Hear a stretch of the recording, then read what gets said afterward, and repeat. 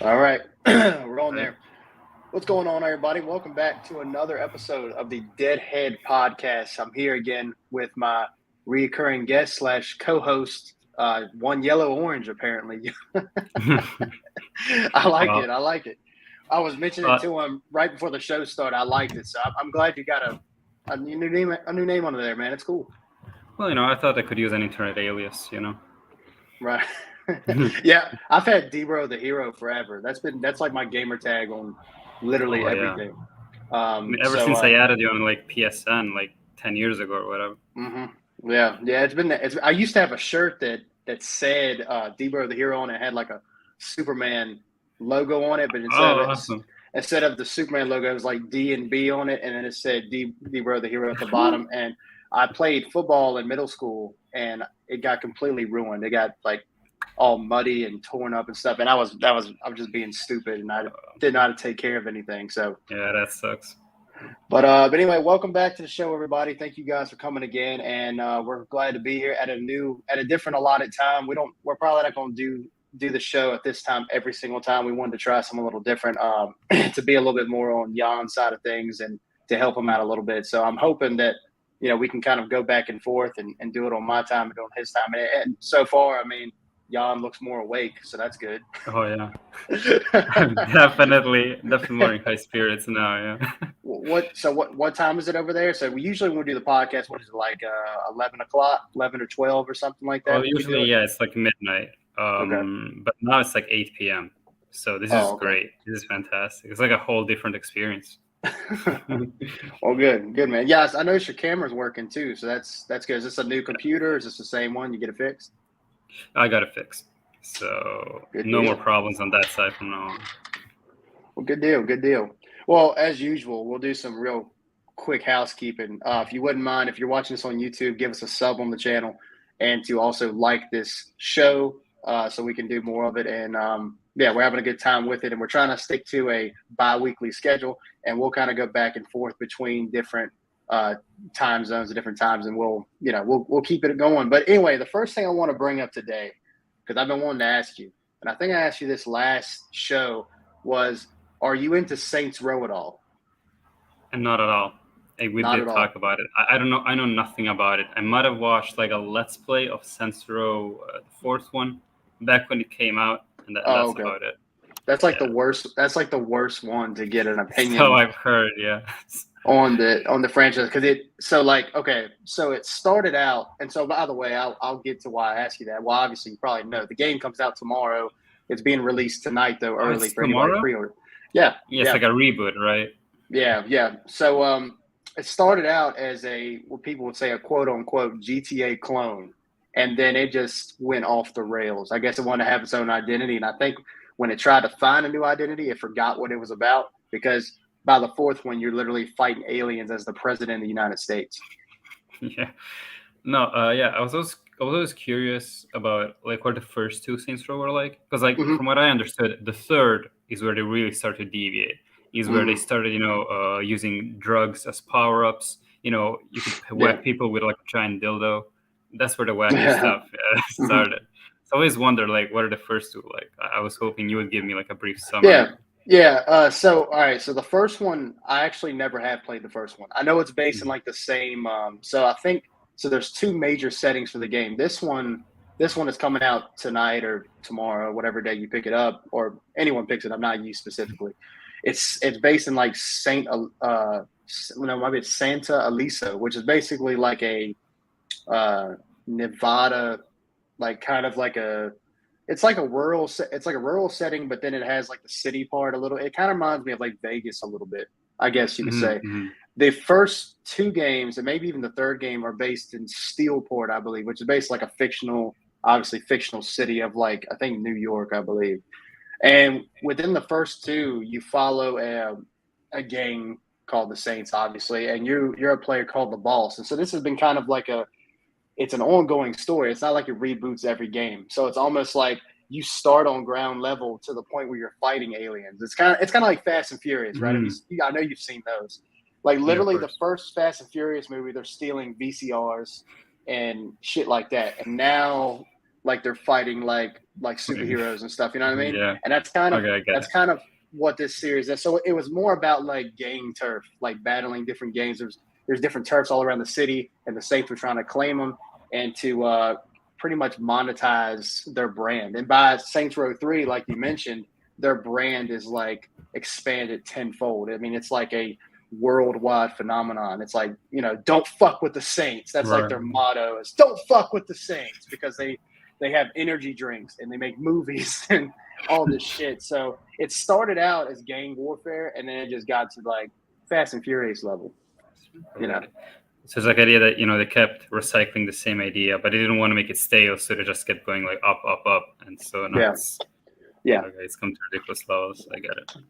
Yeah. So it's, you know, it's definitely not grounded in realism. This one, even though it kind of looks cartoony, the new one that's coming out tonight, I pre-ordered it, by the way.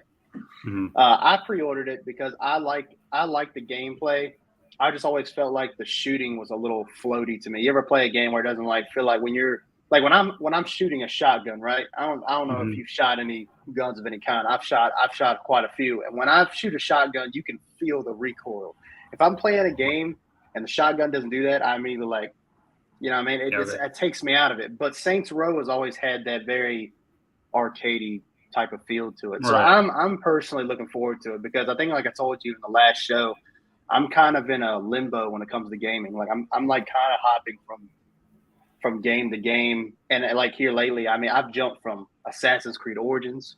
I played the Valhalla DLC, Assassin's Creed Valhalla, I think Dawn of Ragnarok. I went to Red Dead Redemption 2. I've been jumping all over the place because I don't know what the hell to play.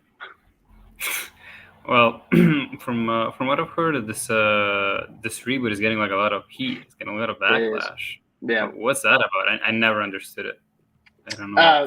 The only thing I could think of is I've been kind of cleaning and obviously laying around a little bit today. I haven't felt the greatest, but not like sick, but, you know, just kind of a little tired. Down the weather. But I've been kind of looking at reviews all day, because I'm like, look, I'm actually pumped for it. I just want something new. You know what I mean? Like I'm waiting. Are the reviews out? Huh? Yeah, are the reviews out? Oh yeah.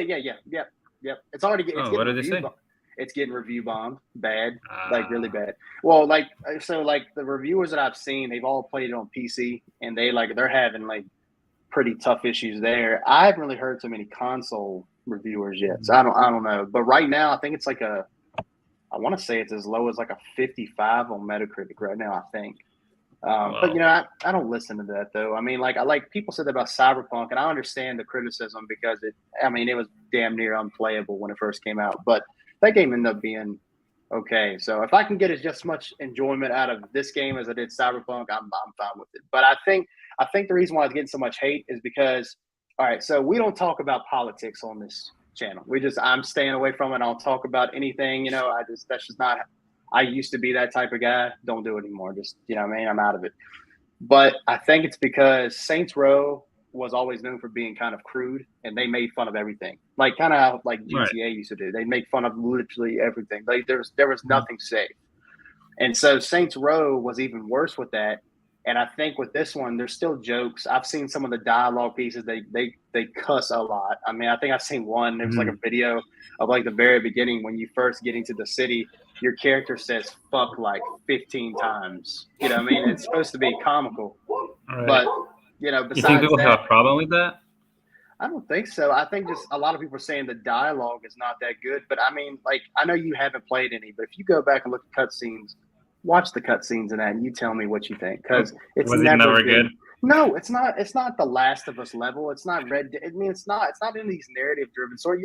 Who's playing Saints Row for the story? Let's be honest. Right. You know what I mean? Yeah, I played GTA for the story. Yeah, just like people that play Just Cause for the story, right? Yeah, right. Like, and that was the same complaints for that. And look, here's my thing. I haven't beaten it. I did get kind of a little bit bored, but I played the newest one, and I guess it's just Cause 4. I think that's what it's called. And I actually enjoyed it. I liked that game. You know, it's just because it was just violence. It was just blowing shit up, you know? Yeah, no, I mean, Just Cause is kind of, and I feel Saints Row 2 to an extent from what I've seen. But Just Cause is a lot like playing GTA with mods. Like, it's super fun for the first half an hour, and you kind of get bored after a bit. That's my 2 cents on it. Yeah. Yeah, I would suggest like I wouldn't say like they're always like pretty cheap on both PlayStation and Xbox. So if you can find them and you have the time, I would check them out because they're not bad games. Matter of fact, they made another game after Saints Row 4 that was called Agents of something. I don't remember what it was. Wasn't it the expansion? You know, that Get Out of Hell? Is that what you're talking about? Well, yeah, it was that. It's that, but there was another one where it's like it was a whole new game, and you played as a bunch of different characters, and it was set within like the Saints Row. I swear I had it. It's Agents or something. Agents of Mayhem. That's what it's called. Have you heard of that? I might have heard about it. Yeah. But that one flopped too, didn't it? Yeah. Literally, I've seen it on sale since its release, and I mean it's only been like 3 years. I think you can get it for like $2. That's depressing. The special edition. The special edition. Like sealed. You find they're like begging you to buy it, please. Dude, please, we'll give you everything for just here, $2. Yeah, dude. And I bought it. Because it was cheap. So, but anyway, God bless you. Yeah. What you been getting into? What you been playing? Well, I've actually been playing Control lately, which is something I've been really looking forward to. Oh, Control? Yeah. Have you tried it? Yeah, I have. I never didn't really make it that far into it, and I actually had the PS5 version, and I haven't really started it yet. So it's pretty good. Oh, I love it. I mean, that's kind of my thing, you know. It deals with a lot of these SCP-esque kind of things. You know, a lot of the idea is you're dealing with things that are outside of human comprehension. Like you don't even have to question them. Right. You know, I've always been a sucker for that kind of stuff. You know, very Lovecraftian kind of mythos. And so it's a really pretty game. It's a really fun game. You know, you get to play with physics a lot. You can levitate. You're gonna throw shit around. And what's impressive to me is how much of the environment is destructible. Right. How much of shit you can pick up. You know, your mind powers and all. I'm really curious to find out how the thing ran on the PS4. Because, like, I mean, on PS5, like, they capped at 60, right? And it has hiccups here and there. And I can see why. Like, it's like a huge set. Like, I don't know if I can put it into words. Like, imagine, like, this huge-ass building, right? You know, full with, like, desks and windows and shit on the desk. Every single thing on there is, like, it has ragdoll physics. Like, its own physics. That's cool. Yeah, it's incredible. I really don't know. Yeah, I don't think that's the thing. Like for me, like you know, we were talking about should games be. I think we might have mentioned it before. I know we talked about like kind of last gen's kind of messing with current gen as far as you know we can't get that power from these games. We talked about that last time. And another thing is the $70 price tag worth it when you can when you're talking about Control, and I do know what you're talking about because I played like. I don't know. I might play like 5 hours and I just didn't, you know, I don't know. Something must have came out or whatever at the time. But that game's destructibility is just top notch. And like, that's to me is next gen. Like, because let's take a game like Resident Evil Village. Have you played that? I haven't. I bought it, but I didn't play it. Oh man, you're missing out. Anyway, it's a lot of fun. But, you know, it was $70 on PS5. And, which I got a deal on. I think I bought it for like 30 or 40, like a few months after it came out. So they said, I'm going to show you how dumb we are as consumers, and we'll buy something flat out the first month, and then you wait like 2 months and it's cheaper. But anyway, that's besides the point.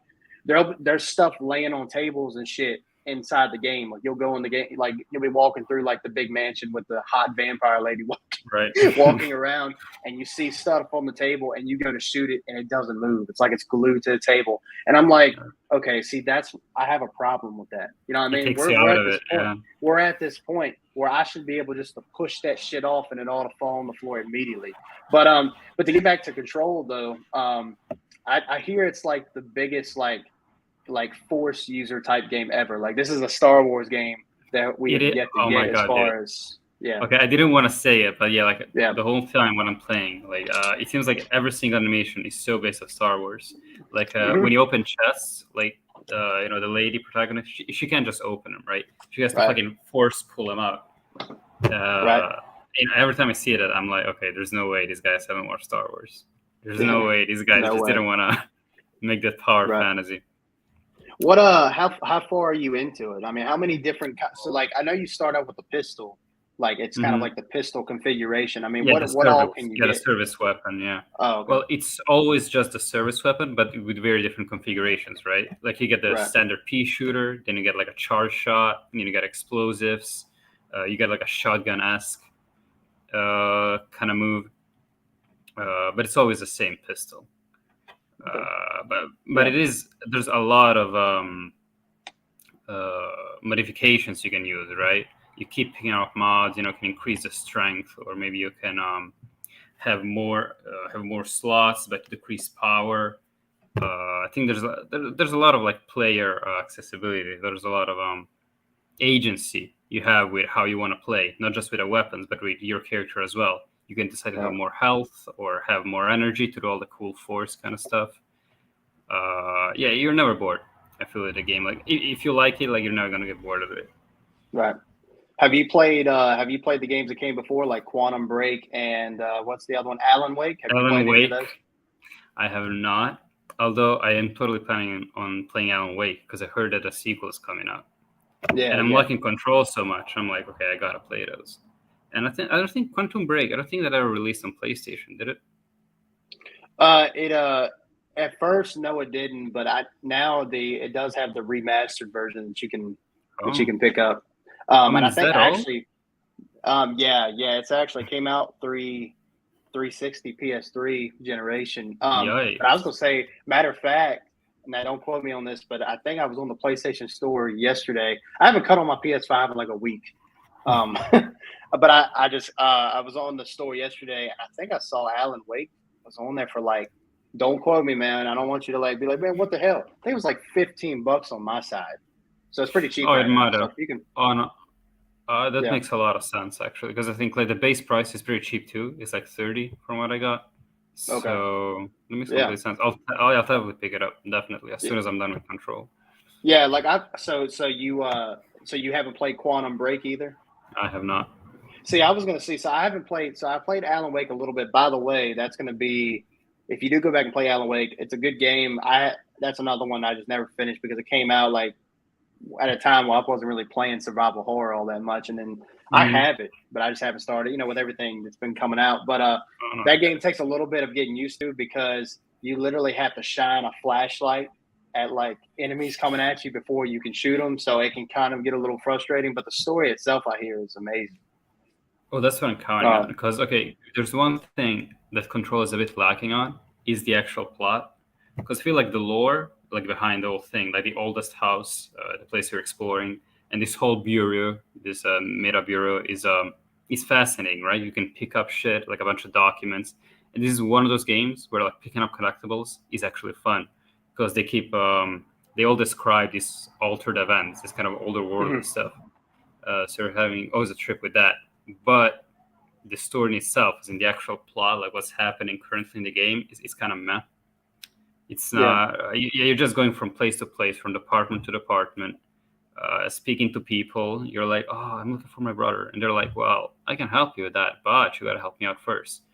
And it's rinse and repeat for like 5 hours. If there's one reason, I get why you or maybe someone else might have dipped out of it. It's because of that. It doesn't really engage you story wise.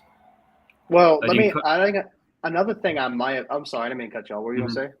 I was gonna say another thing I was gonna say was like, and remind me, is the map kind of hard to follow? Like when you bring up the map on the menu screen, is it kind of hard to follow? That might have been another reason why I stopped too.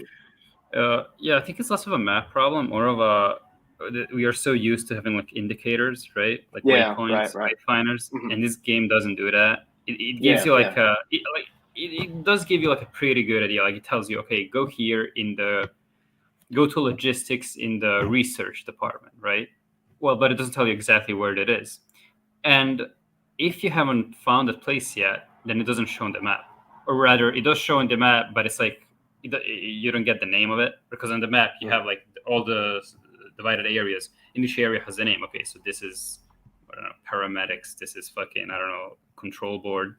But if you haven't been there yet, and it's just like question mark, question mark, question mark. So but I don't know. I've never been stuck, but I will admit there have been moments of frustration where I would just go all around looking for like you have a lot of signs telling you where to go, but sometimes they're not super clear. Like they tell you go left, and it's like a huge fucking room. There are like 3 ways to interpret where left is. Right.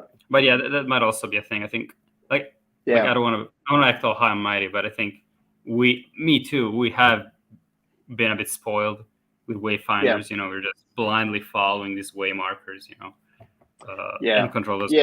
We're used to being told, and that was my main problem with Elden Ring, but that's a whole different game. But most time in games like Control, I don't really need the mini map. I'm fine with like I'll give you a prime example. Like, have you played? Are you into Star Wars at all? At all? Okay, so you played Star Wars Jedi Fallen Order then? I have. Okay, the map in that is really bad. Like, it's fucking horrible. I never used that map at all. Like, I just went about my own way because I didn't know where I was at half the time in that game either. And I actually quit that game before too. And I was like, man, this game is shit. You didn't finish it? No, I have now. Back when? So when it first released, okay, this is actually fun. I know we're talking about Control. We'll get back to that, but it's actually kind of funny. If you ever get a chance, go to my Facebook page, obviously, and I have a bunch of videos on there. And there's one that I have labeled called, it might be Star Wars Jedi Fallen Order is a piece of shit or something like that. I labeled it something like that. Very charming.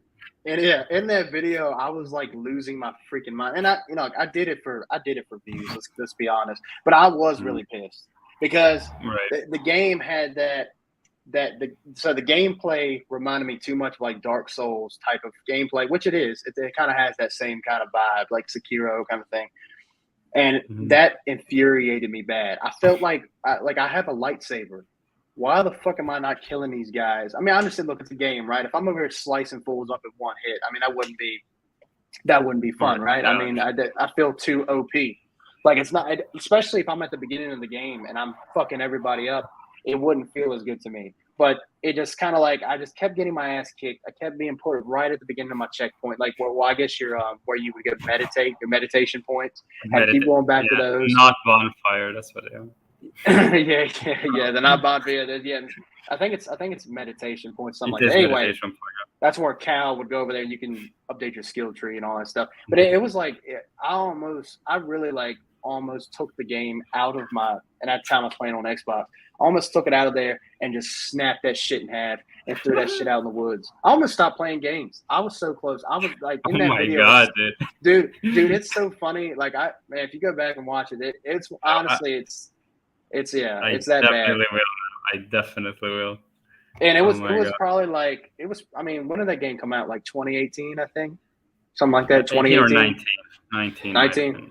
So it was a few years ago now, and man, I still think about it to this day how mad. And that's the thing. After I played it, though, I went back to it and I fell in love with the game. Fell in love with it because I finally was able just to take my time. You can't go in there and just start hacking and slashing. You need to take your time with it. And now, to me, Jan, I'm not even playing with you. It's one of my favorite games. Like, it's up there. Like, maybe not top 5, but it's in like at least the 15. Like top 15 games of all time, in my opinion. I just enjoyed it, and I love Cal's story so much, even though he kind of came off a little generic. But now I love the game. So, like, I say all that to say, sometimes I might not like the map or stuff about the game, but eventually I'll go back and check it out. And I'm sure now that you've talked about it, I'll definitely go back and play Control. Oh no, yeah, that would be great because I do think I get what you're saying. Yeah, sometimes like even if you can see flaws, maybe even big flaws about a game, you can still fall in love with it for what it's trying to do, right? Yeah. Yeah. The pros outshine the flaws. However, like if I can make like a little diversion about Fallen Order, my problem was not the map. My problem was the lack of a quick travel feature. That was what fucking killed it to me. Because I remember like you never encountered that problem. To me, it was dreadful. Like, you'd beat like a level, and they're huge ass fucking levels. There's like 4 of them, but to compensate, they're fucking huge, right? Yeah. I think the most problematic one was the Imperial mining compound or whatever. Yeah, Dathomir was pretty big too. I mean, like that. Yeah. So what happens? You get to the end of the map, right? you do what you got to do, right? You find the temple or whatever it was, the Jedi temple. You do your thing, and then I'm like, okay, what now? I gotta walk all the way back, and it's really what you gotta do. And I think it takes, at least, I might be just the idiot here, right? But I might just be making a fool out of myself on the internet. But it took me like 15 minutes to get back, right? Right. Because you cannot take the same route you took to get there. Because they have the cinematic stuff on Uncharted, like where ships falling down, or right. you can't thread the same path. I'm like, okay, what the fuck? I sort of got, for a second there, I thought I was missing something. I thought, I don't know, maybe the game was supposed to, travel me back to the beginning, but it didn't. Like, it glitched out on me, and I'm stuck here. I thought I soft locked the game. Right. I was like, okay, no, there's got to be something. But no, I got to look up on YouTube. You actually got to walk all the way back. So that was like, and that's where the map came into play for me. Because, okay, I'm trying to orient myself. Okay, how do I go back? I look at that piece of shit map. I'm like, okay, now I'm even more lost than before. Like, so with a sequel coming out, I really hope they rectify this. Yeah, at least give you the option. Yeah, at least give you the option. Like I was, dude. Yeah, I was. Look, honestly, that wasn't a complaint of mine. I was fine with it because, damn, somebody just passed by your place, man. Yeah, I got my windows open. Oh, it's all good. No, I was gonna say like, yeah, you do. It is a good little trek back to your ship, but that didn't really bother me because I think they were really trying to encourage, exploration. So I understood the vision there, but I get what you're saying too. Like if I've already done, like, because you might be like me, right? Like if I'm in an open world, like open-esque world place, I try to get everything in one go. I try not to, have to go back through where I just went to get anything, unless I just don't, they'll try to, that trope in games that gets on my nerves so bad. And I know it's like one of those things that's happened for years. It's like you'll walk past something and you can't access it yet because you don't have the ability or a type of key or something. Like in the Lego games, yeah. Yeah, well, see, but like Star Wars, the Jedi Fallen Order is like really like fond of that, right? Like I remember, I think it's the Jedi Temple 1. I can't remember what that planet's called. I can't remember. I thought I had it, but anyway, there's like a part where like literally it's the first thing you run into is like a ramp and there's something over there, and I don't remember. I think it's like a chest or something. I was like, oh, cool, I'll go ahead and get it. And then it said you don't have force push ability, so you can't get it. And I'm like, man. And so I think they really encourage you to go through it once and then go back through it again. With all the abilities, okay. So is it bad gameplay design? I don't know. I mean, it's a bit dated, though. It's a bit, yeah. It's like what you said last week about with God of War Ragnarok, and it was a good point. And I don't know why I never thought about that. Like the parts where like you're going through like a small crevice in a rock, and you're going to the other side. The hidden loading times, yeah, that's just a hidden loading screen, and stuff like that. It's like, I feel like we're past that point. Yeah, please, right? Like, I get it. Like, okay, like I'm not gonna play an old game and resent it for it. But let's not do it anymore, guys. Let's learn from our mistakes. Let's try to be greater. Let's try to be better. Yeah, but are you so to get back to Control? Are you because so I hear that apparently they have some little hints of Alan Wake. Apparently, it's set in the same. Obviously, it's made by the same developer, but it's set in the same universe. Have you seen anything about Alan Wake yet? Well, not yet, because I believe that's DLC, and the PS5 version does have all the DLC. Yeah, the Ultimate Edition or whatever. Yeah. It's even called, like, I don't remember what the DLC is called, but even the title of the DLC is a clear reference to Alan Wake, and I don't remember exactly which one it was. One is the Foundation, the other one is, I don't know. It's got Wake in the title. Yeah, right. Pretty much, yeah. Oh, okay. Oh, I thought they might have mentioned him. I thought they mentioned him a little earlier, but maybe not. I don't know. I haven't seen keep in mind that I haven't played Alan Wake, so they might have mentioned something from that universe, and it just got through me because it flew over me because I don't know what they're talking about, right? Yeah, that's the thing. Like I'm interested, but I could not tell you for the life of me what I know that's like I think it's like some kind of dream sequence or something that Alan goes through during the events of the first game, I believe, because it's like all your enemies are like scared of light, and that's why the flashlight is in play. Is you use the flashlight to weaken them, and then you have like you got your shotguns and your revolver and things like that to fight them off. So I other than that, I don't know the source. So I'm sorry, I can't really elaborate more on that because I think the world and everything's really interesting. I need to go back and play it, man. When we get another, when it's pretty dull in gaming, we need to go back and play those. Quantum Break is a good one too, but I don't think you can get it on PlayStation. No, didn't you just say they got it remastered? Alan Wake does. Quantum Break. But Quantum Break does. Yeah, Quantum Break doesn't. Quantum Break, I believe, is in the same universe. Well, I mean, like it's made by the same developer. I don't know about Quantum Break as much, but that I did play that one, and that game has a lot to do with time manipulation. So, like it's like Tenet, right? Yeah. So, it's a lot like that. Which, by the way, you said Tenet, right? Is that what you said? Yeah, I did. I did not know. Again, we go back on that for a second. That movie, I tried watching that, and I got about halfway through and I was lost. I didn't know what I was watching. I couldn't hear what they were saying. Did you have that issue? Well, the thing with me is that I watched it in Croatia, right? And over there, like everything is like original language with subtitles. So that was an issue for me, but because I got the subtitles, okay. But it was like it's just all over the place. Like, and again, like I'm not some great movie connoisseur or whatever, but I believe that Tenet falls into a category of movies where they believe they're being very intricate or whatever, but they're really just they don't know what the fuck they're doing. Like you got just a bunch of scenes that are interconnected in ways that not even the director understands, right? Mm-hmm. And then they goes, oh yeah, you gotta watch it a few times to get it. Yeah, no, fuck you, dude. Like you don't know what's going on here. What are you on about? Right. Yeah. But I did enjoy it, but I don't want to shit on it too much. Like it was fun. Like the action scenes, pretty cool. Yeah. I didn't get there expecting so much. Yeah, but yeah, Quantum Break is a lot like that. But it's pretty cool. Like the whole time manipulation thing. Mm-hmm. That's one thing about those games that I do like is they mix in the realistic with the supernatural really well. So I'm like I haven't even finished Alan Wake, and Alan Wake 2 looks awesome. I love survival horror, so I'm all for it. It's my favorite gaming genre, really. I think. Is it? Wow. Yeah, dude. I love horror, man. You can look on the channel, and anybody else is watching. I've done. Let's see. I think I've done like 2 or 3 like movie reviews, discussions. There's a movie called Secret Window with Johnny Depp that is really underrated that he did years ago.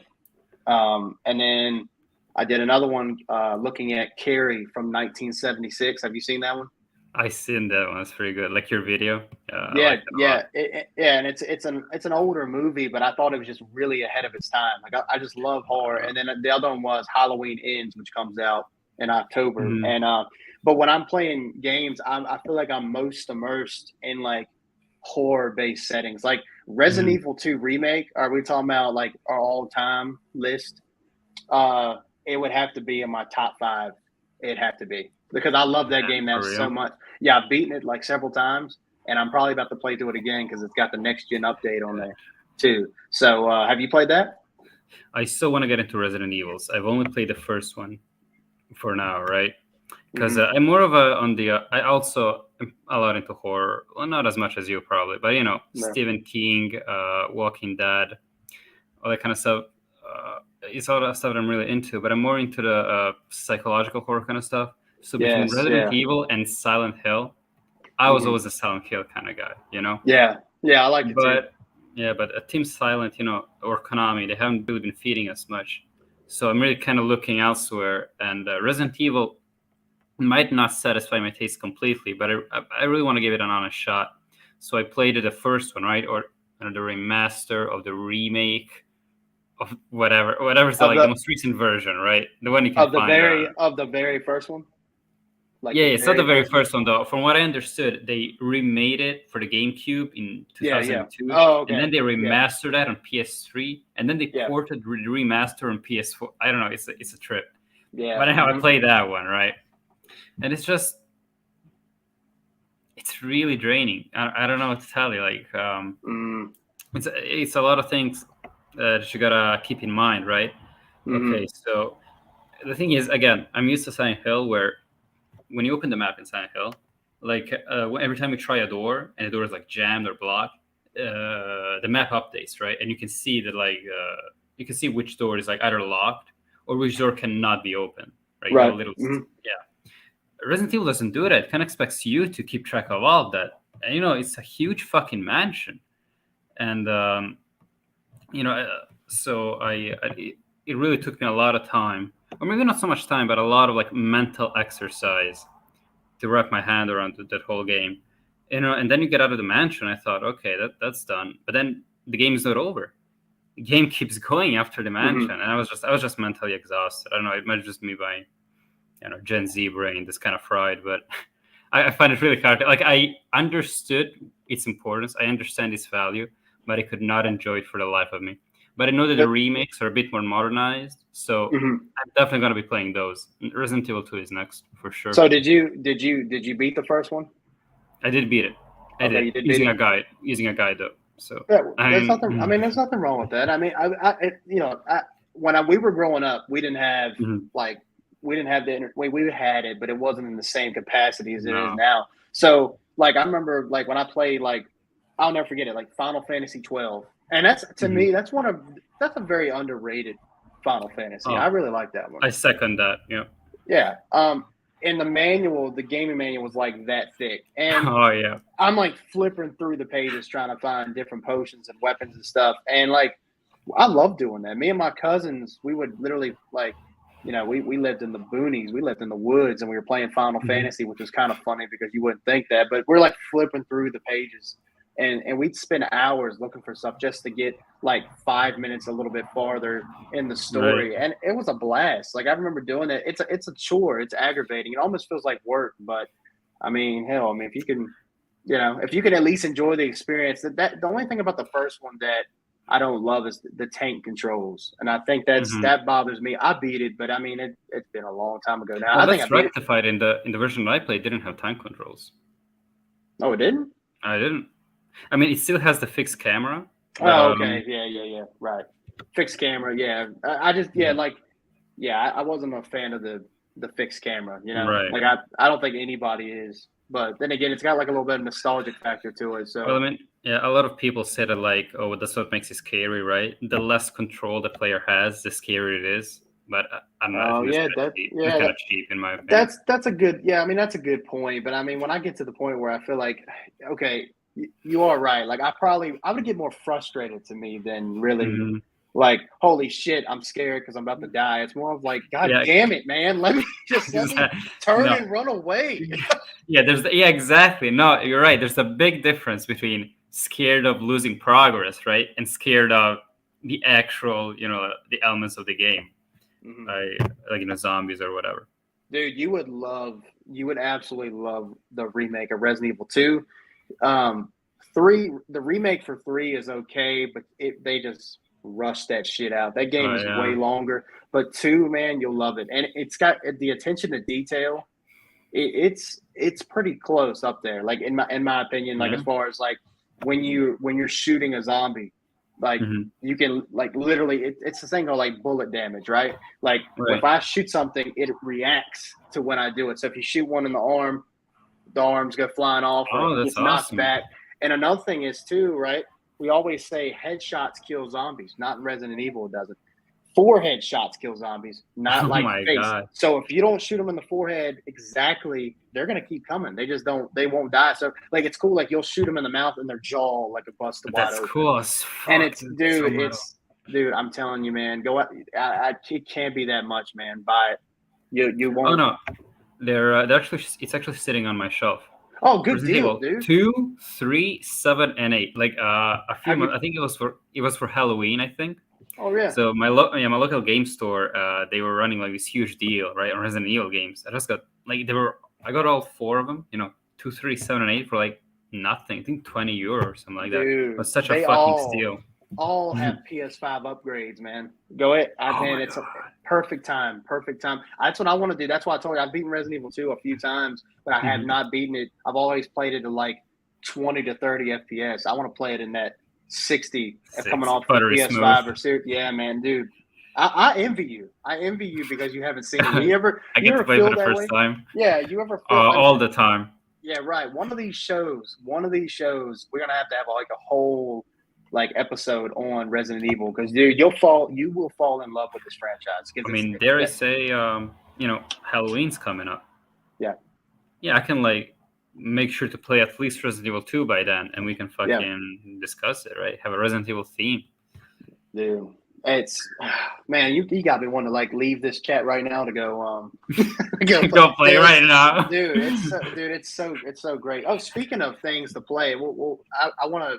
So just to reiterate one more time. So you haven't played any Resident Evil. So you got them all, but you just haven't played them. Is that what I'm understanding? Yeah. Well, besides I only played the first one. Yeah, the first one digitally. That's right. Okay, and you are planning. So Resident Evil 4 remake comes out, I think, in March of next year. It does. So, and you haven't played the original Resident Evil 4 either, I'm assuming. I have not. I think it came out on PS2, man. Golly. I remember when that game first came out, and now we're getting a remake. And for what we've seen so far, I'm so hyped about that. But anyway, what I was going to say was, speaking of things, all right, so speaking of things to play with, but also speaking of an idiot, I actually bought another Elite controller over the weekend. Oh my god! For what? It was like 100. It was a killer deal, brand new. It was like 120, 130, because they're about like $200 controllers. So I bought me another one because I have one in my office here where I have the computer and all that stuff at, but I also have like in my living room I have my Series X, and I needed. Like we were talking about last episode, these controllers feel cheap as fuck. And I forgot what game I was playing. I don't remember. But anyway, I felt like I was breaking my controller just a little bit. And I was like, man, I need me a good controller. And I have, lo and behold, I went on Walmart.com on my phone, and it had like a deal on it. It was like marked down by like 40 or 50 bucks. I was like, all right. So now I look like a spoiled kid right now. Because now I got like two Series X. I got a Switch. Wait, remind me why you needed a second one, a second Elite controller? Because, all right, so here's my reason. You can tell me if I'm Let's stupid hear or it. not. So my reasoning, that's like the best part. I was going to tell you my main reason for getting it. My main reason is, and this is going to sound bad. So I have the one that's right here in this beautiful, beautiful case, right? Beautiful. Right. It's really, really nice packaging. Mm-hmm. I have this one hooked up to my Xbox in my office. So I have my monitor right here. I think it's 1080p, 160 hertz, hooked up to this Xbox Series S. And I have this controller connected to it. Well, whenever I wanted to use this controller, I had to connect it to my other one. And I know it's not like to my Series X in my living room. Right. So to prevent me from having to keep disconnecting this one for each, bring it there, I just bought another one so I could have it in the living room, and then I have one in here. It's a really stupid reason because it's not like it's a super long process to sync controllers. But anyway, so I know it sounds like really bad, but that's why. That's essentially why I bought it. Well, you know what? I'm going to tell you what. I expected you to be like, oh, you fucking idiot. Well, I know the problem is, Dylan, that I'm like probably worse than you. That's like the thing. So I can really, I can be here on my high horse, tell you, oh, you fucking idiot. What did you do that for, right? Mm-hmm. They're like, children starving out there. You're wasting on your fucking controllers. Children I'm like, starving. But like knowing me, if I were in your situation, bro, I would have bought like 2 controllers for each console. Like, there's no way. So yeah, you're looking at the wrong guy. I'm definitely the same as you. You're the same. So you don't think it's too stupid? Oh, I think it's extremely stupid, but I get it. Like, I would do that. Like, you get it. It's like it's kind of like that nerd logic, right? Like, you're doing the dumbest shit ever. Like, you don't know how many times I've bought 2 games. Like, I have a shit ton of like 2 copies of the same game, just because, right? I don't know. In one copy, I didn't have like the manual. I'm like, well, that ain't right. That ain't right. Yeah, I do the same thing, and because again, we had this conversation last episode, and by the way, you guys should watch the last episode. It was good. We talked about like Sony fanboys and Xbox and which side we were on, and we both lean towards Sony. But I'd also go where the games are at. Right now, Sony just has the games. Mm-hmm. So I do have both, and I'm very fortunate because this is the first time ever I've been able to have both at the same time pretty quickly. Mm-hmm. I got my Series X because that was the first one I was able to get because the PS5. I mean, golly, you still can't find it, but that's the PS5 was crazy. Yeah. Yeah, the PS. Yeah, that's still nuts, man. That's something's wrong there. Anyway, the PS5 is nowhere to be found. So I got the Series X, and then like literally like 6 to 7 months later, I got my PS5, and I thought that was pretty wild because that's never Very happened good. to me before ever. So I try to go both ways, like as far as the games, but like like I do. So when I do that, I buy. Sometimes I'll buy a game for one console, and then if I like it enough, just to support the developer, I will buy it. Fight for the other console. Yeah, I do, and some you know what? Sometimes I like it better on the other console. Like for instance, like Resident Evil Village plays better on PS5, in my opinion. Like it play. How come? I like. One is so they don't have a lot of support, but the adaptive triggers that helps a little bit. The controller feels a little bit more involved. You feel more involved. And do you have? This might be a stupid question, but do you have the 3D headset that comes with PS5? Like the 3D ones? The one I did not buy it. No. I would suggest to get it. They actually have a pair of black ones now that I really like. I love the color black. So I wear black all the time. Once you go black. Yeah. So if you get the headset that's 3D and then you play Village, it's like when you hear things coming after you, it's perfect. I mean, it works. The reason why I didn't get it is because the headphones I have right now already have 3D audio, already like compatible. Oh, okay. Oh no, 3D audio is great. I've experienced it the most with like Returnal. I don't know if you played that one. Yeah, I have. That one is. I love that game, by the way. And it's crazy, do? Right? Oh yeah, you know. I tried it for like an hour, and I was like, man, I don't know if I can do this shit. Oh, we're gonna beef. We're gonna beef right here live. We might.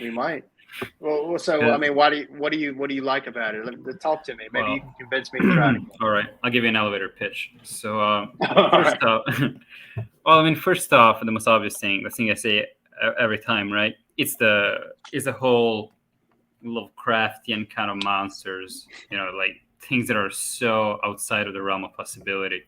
Like that entire thing is like so fascinating to me. And Returnal is all about it, right? The main character, she's losing her mind, going through these very abstract, very esoteric places, right? She's experiencing things that are not possible, right? And she's suffering from it. Her mental sanity is suffering from it.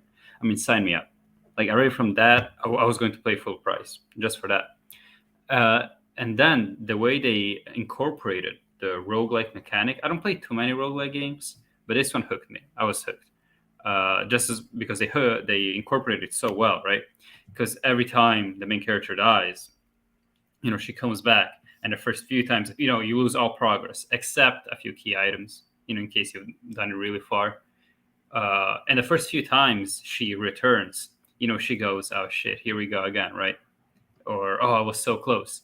But by the 50th time, she just starts fucking rambling, right? She starts going, "Oh, like Sisyphus, I must push the boulder, no matter how many times it falls," right? Yeah. It also has like a lot of connections, to like mythology, right? It mentions Sisyphus and all that. For a nerd like me, right? Literature major, I ate that shit for breakfast, right? Right. But going to the gameplay, I think the gameplay is like solid, dude. It's very arcadey. That might be something you mentioned you didn't really like when it comes to shooters. I love arcade shooters. I love when you pick up these very these ridiculous weapons, right? Blasters that have fucking a lot of shit, a lot of lights, just shooting everywhere, and you got to dodge. And it's also bullet hell, which is also a genre that I'm into. Bullet hell? What are you? Is that what you said? Yeah, bullet hell. That's like when you got a lot of shit coming onto you, like a lot of different bullets, and you got to dodge them real fast. Oh, okay. That's a new expression. I never heard that. Oh, you never heard it? Yeah, it's a thing. So and for me, it was just a lot of this thing crammed together. The first few times I walked on the planet, I did have my 3D headphones, right? And I kept hearing these noises. I was spooked as shit, right? With the added factor that if I died, I would lose all progress. I was shitting on my pants, right? Every time I would hear a noise, I would go pull my gun out. I would go, okay, what was it? And like the planet, everything on the planet is so organic. It feels so alive. You never feel safe. Like the fucking rocks speak to you. The fucking plants, they keep moving. Yeah, if you have the headphones, it keeps doing it. You hear noises everywhere.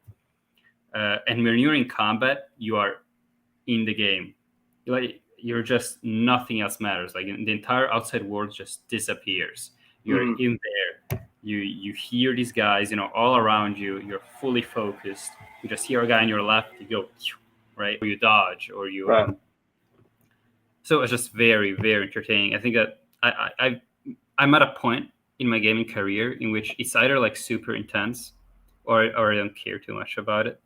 Like going back to Control, like I did say a lot of good things about it. I am enjoying it, but I know that if I play it for too long, I will get tired of it because it's not too challenging. Like the enemies are pretty much always the same. Once you figure out how to beat an enemy, you don't need to worry about him ever again, right? You're kind of OP, right? It is cool to see all these moves you can do, right? But they do give you too much of an advantage, I think. Like get to a point where you just do a move, then while you're waiting for your charge, you do the other move, and you just win, right? Well, in Control, I'm always on edge.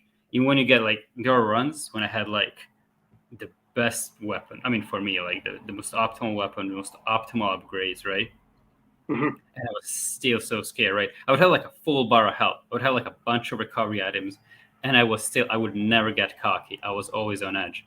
And if a game accomplishes that, in my opinion, that's a good game. I mean, that's just like doesn't have to be difficult. It just has to give me this feeling, right? It's very intense feeling. I think that's why I'm into the Souls trilogy so much. You feel? Yeah. Although for very different. Yeah. So I mean, what I was gonna say, like so you mentioned it being roguelite when you're talking about Returnal. Now I did hear like, and correct me if I'm wrong, when you get to a certain point in the game, you don't start from the beginning again, right? Like if you were to die, you don't have to start from the beginning, right? Eventually, when you get a little bit further in the game, is that right? I thought that's what I heard. Maybe they had an update or something about it. Because a bunch of babies cried about it. Oh, it's too hard. Start at the fucking beginning. God damn it! Like, dude, when you're playing a game like this, that's what you expect. Like, I don't understand. No, the worst part to me was I don't know if you knew, but I think that the God of War developer, or one of the God of War developers, I think it was God of War, they went on a rant. They said, "Okay, Returnal is a piece of shit. Metroid Dread is a piece of shit. I cannot believe we're still having these outdated, right, gaming tropes." Well, by outdated he means challenging. I don't know what he fucking means. That's what he means. You know what he means, and I don't know. I think that like challenging doesn't mean unfair, right? I think like unfair would be something that's actively frustrating, something that doesn't challenge a player, but it just gives a lot of a lot of obstacles. Like I cannot think of an example right now, but back to what you were saying. So what you met, the update they made in response to the crybabies was more because of so the thing is you cannot save mid game. That's the thing. Because saving mid game would inherently lead to a lot of what's called saves coming. So basically, if you die, instead of losing no progress, someone could just reboot the last save, and it kind of kills the entire thing, right? Oh, okay. So like for months, players were like saying, "Oh shit, well, I get what they're going for, but what if my power goes up? Then I just lost all my progress because I couldn't save." Right. So I mean, it wasn't just crybabies. I think there was a lot of fair judgment, right? Yeah, because at the time, that's right. You make a good point because I don't mean to cut you off, Vincent, but you make a good point because at the time you couldn't put your PS5 into sleep mode because some of them were like deleting everything off your fucking console, or might not even be cutting on. So yeah, I remember that. I forgot about that. Oh, you're right. Yeah, what would happen? I forgot about that. No, what would happen is during sleep mode, right? If you had automatic updates on, the PlayStation will update your game, but it closes it out. But it would close it out. Yeah. So they were like reports, a lot of poor souls, a lot of poor bastards, right? They were like so far ahead, and they put it on sleep mode, right? The poor guys went to work or whatever. They go back, they want to play somewhere. Turns like, oh, I'm gonna beat the final boss now, and they just see their souls going out of their bodies, right? And realizing what happened. Yeah. So they did address it, and I think the fairest way possible. They did one of these things. They added suspension saves. So what it is, it's like when you quit the game, it creates like a soft save, and as soon as you load it, it deletes it. I think that's like the fairest way to go, because that, in case you have to jet somewhere, you can't keep playing. You do have your game saved, but you cannot go back to it, right? Okay. It still preserves the soul of the game. So is that like a one-time thing, or do you get like another soft you can save do as many. later on? You can do as much as you want, but you can only have one at a time, of course. Okay, so let's say I'm playing and I have to somehow maybe I get called into work and I got to go. I close out my PS5, I come back, I continue where I left off. Now let's say my power goes out while I'm playing. Will it save it again, or am I just screwed? Well, it should. The quick answer is it should. When it goes to like these forced quit outs, there's like a lot of reports, because like it is that the save is made when you press exit game, right? Because it's not like the game is not saving itself automatically all the time. You gotta say, okay, I'm quitting the game, create a save, right? But if the power goes out, that's kind of a gray area. Okay. So if you manually hit quit, mainly do it in the game, so you hit quit, it'll do it. But if I just sit there and just shut the PS5 off, it probably wouldn't save. Yeah, if you pull the plug. Yeah. I mean, I heard reports of people that it like sometimes it worked, sometimes it didn't. I personally didn't really want to experiment with it too much. Yeah. I was like, I'm like, so. I'm just thinking about how funny yet heartbreaking it would have been during that time to like, I'm gonna leave my PS5 on, I'm gonna come right back to it, and then just come with. Sorry, it's not it, man. I feel for people who went through it. I mean, but man, that's hilarious. It's hilarious. It's fantastic. I mean, it's video games. We can make fun about it. Come on. Yeah, I know. But look, think about. All right. Look, well, yeah, you're right. But think about all the time you put into like your favorite game, right? Like The Witcher. Take The Witcher for example. The Witcher 3. I still have my save. I have not beaten the game yet because I was waiting for the enhancements. The upgrade. Yeah, same here. But I put probably. It's upwards of 200. I might be a little less, a little bit more, which is not as much as some people. Don't get me wrong. There's people that are like elitists of that game, and I'm just thinking, like I've thought about it. I was looking on I got my save on my Series X. On PS5, they had it for sale for like $10, the Game of the Year edition. That bitch is on sale all the time. I'm like, man, why don't I just pick it up on PS5? Because I like the controller better. And that was another thing too. Was when I'm playing, just to go back to the controller for a second. When I'm playing RPGs on the Xbox, this freaking clicking shit was getting on my nerves. So I got the controller as well, the Elite, because it's quieter. It's made more with what's the word I'm looking for? It kind of has made to last. It's more pristine. So I guess it feels like how the PS5 controller feels to me. Like, and that sounds so Sony fanboy, but I love the dual. That's a jab, yeah. It's such a perfect controller. And so like if I was playing The Witcher on the PS5 controller, not that there's really a legitimate upgrade besides getting like paying like $300 for a specialized controller from like I can't remember the big controller making company is, but I don't know either. I can't remember what it's called, but it's like there. But anyway, I don't feel like I need to buy an expensive controller because the DualSense is fine for me for RPGs. Like when I beat Final Fantasy 15 years ago, I beat it on the PS4, and that controller just felt nice to me. So I'm like, okay, any RPGs, I'd rather have them on that controller as opposed to Xbox. It's just way too clicky. But like, think about if you're playing like The Witcher 3 or whatever, and you have like 300 hours into it, and maybe you're not finished and you want to pick back where you left off, and then like some shit like that happens where your entire save gets corrupted and you can't get back. Man, I don't even know if I'd pick it up again, man. I don't know. I don't know if I'd ever play video games again if that happened to me, honestly. I think that would be it. That would be the breaking point. Okay, I might be exaggerating, but yeah, all right. I definitely would not touch a video game for a long time. Yeah. For like, a few months. I'd need I'd go up on a hill, right, to meditate, right, to grieve.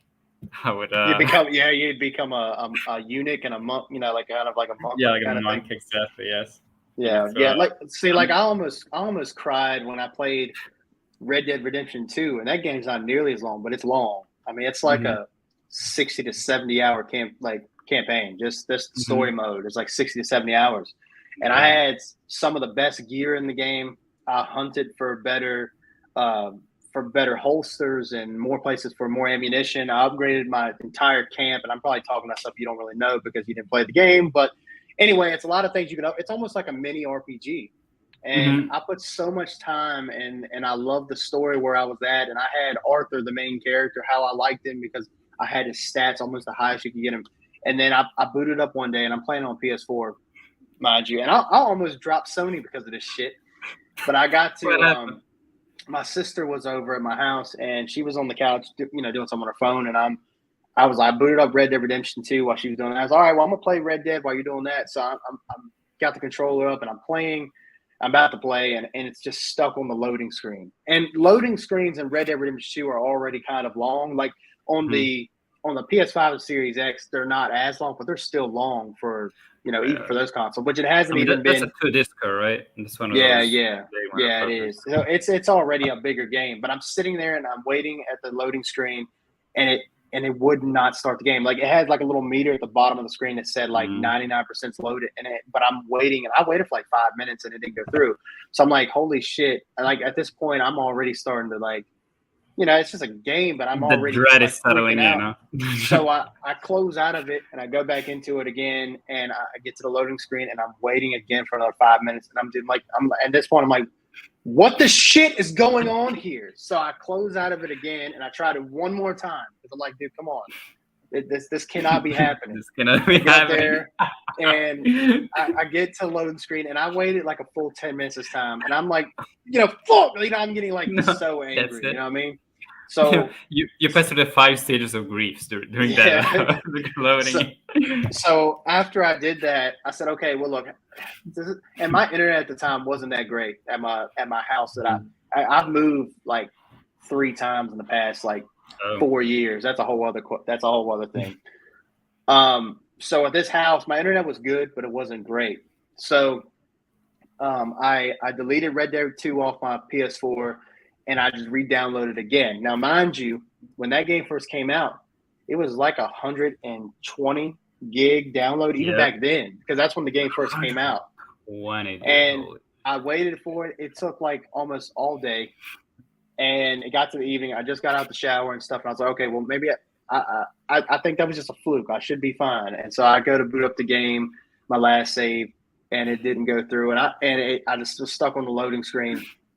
And I could feel like one tear, and my sister, she's 16 now, but she was like 12 or 13 back then. And she was like grabbing my arm saying, she calls me Bubba. She's like, Bubba, are you okay? And I'm like, yeah, she could tell that I was so, I could probably, I could like tear a hole in my house. Like I made something. So I had to start all over again. Well, I put the game down. I did not touch it for like 6 months. I couldn't do it because but then I went back and played it, and I'm glad I did because it's. I love that game. That game has a special place in me because that story is just so touching. But it was not worth all the bullshit I went through to play it. I'm telling you right now. Well, you know what it's like. I have like a great analogy. That's like you're in a relationship, right? And you love your partner. Like they're great. They love you. You're perfect for each other. But people do mistakes, right? They are gonna hurt you, and there's this one time that they hurt you real bad. Maybe they lied to you about something, right? And maybe like they did it like in honest conscience. Maybe they didn't mean to hurt you, but they did like real bad. I like where this is going.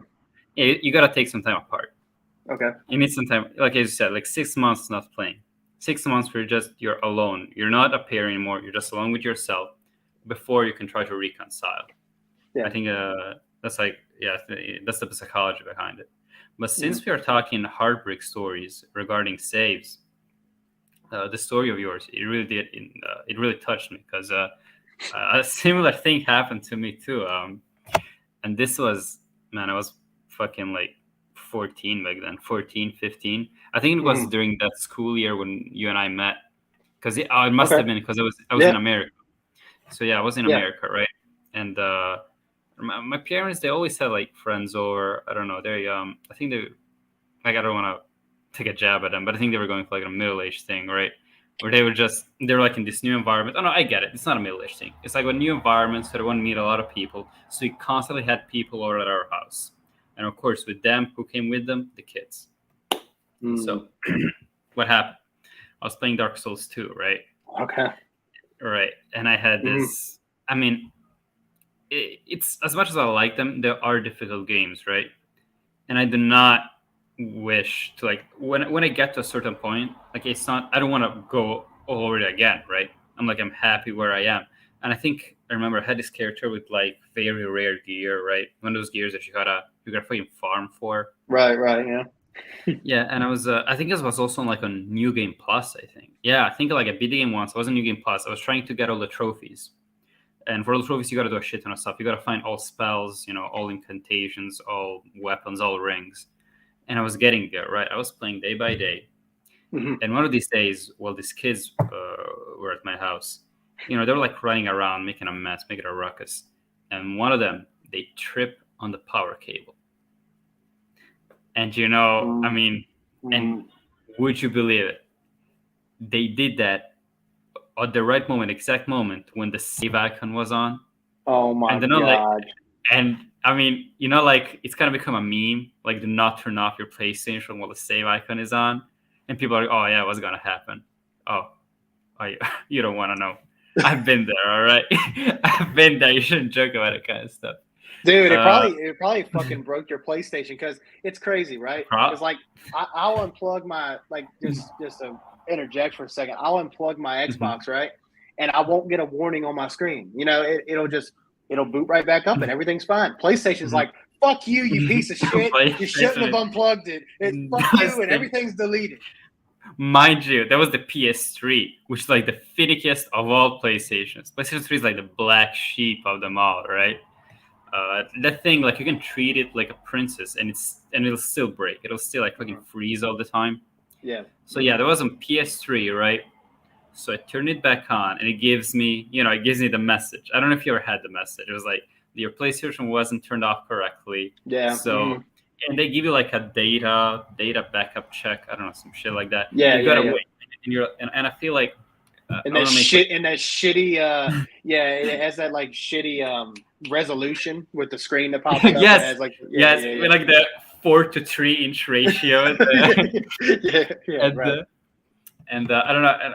I don't want to make like too dark jokes here, but I honestly felt like while I was waiting for the thing to load, I felt like I had like a relative, like with a terminal illness, right? And they just went to surgery, and I was like there, right? Putting my thumbs, and I was waiting. Are they gonna make it? That was me, right, in front of the PlayStation, going, "Oh my God, doctor, please save it, please, please, good Lord." And sure enough, the first thing I do, right, I don't even check my folders. Like all the movies, all the music I had saved. I don't give a shit. I'm gonna boot up Dark Souls 2. Believe it or not, no save. The thing weakly, like fucking Thanos snapped, dude. Like it was as if it wasn't even there. At least you had like in your story, you had the ghost of what once was. You have this one save that you couldn't load. I had nothing, as if it was never there, right?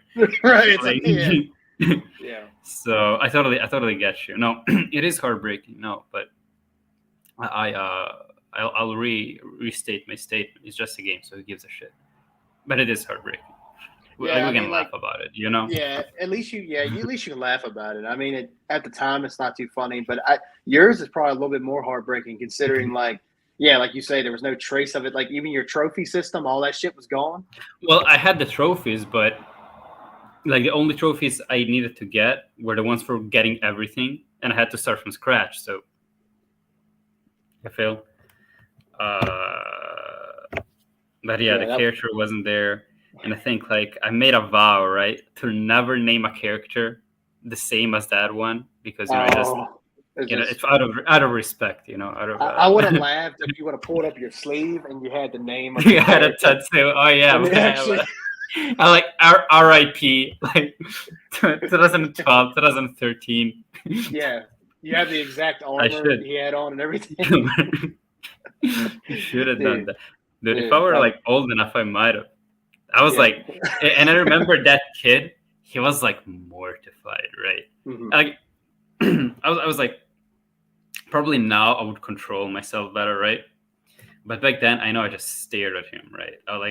I didn't do anything to him, to the child, like just so you know, just so it's out there.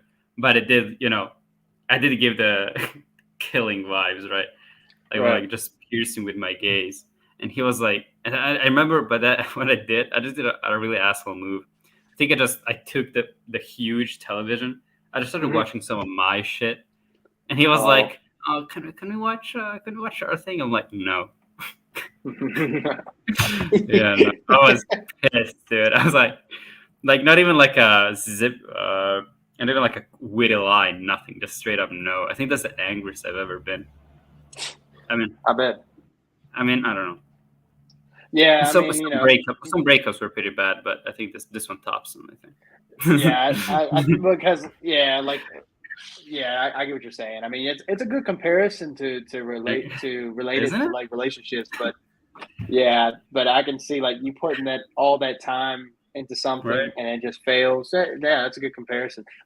So real quick, I don't want to be on here all day. My wife's gonna be on here soon, but the last like 20 or 30 minutes or so, I want to switch it up because I've never actually heard this story. You don't have to tell me if you don't want to or go into full detail. Maybe you don't remember a lot of it. But what is it? So obviously I met you at Amherst County High School in the States. That's right. And this might sound like a really stupid question, but like, how does that work as far as having being an exchange student and coming to the States and going to school? I mean, I know we're going back a little bit here. What is this, like almost like 8 years ago? Something like that, 8 or 9, close to 10. Yeah. Something like 8. that. Exactly 8, I think. Yeah. Yeah, it has been 8 because I've been out for about 8 now. Yeah, because 2022, I graduated in 15. So yeah, we were there. Yeah, 7, 8. Yeah, 7 or 8. Yeah.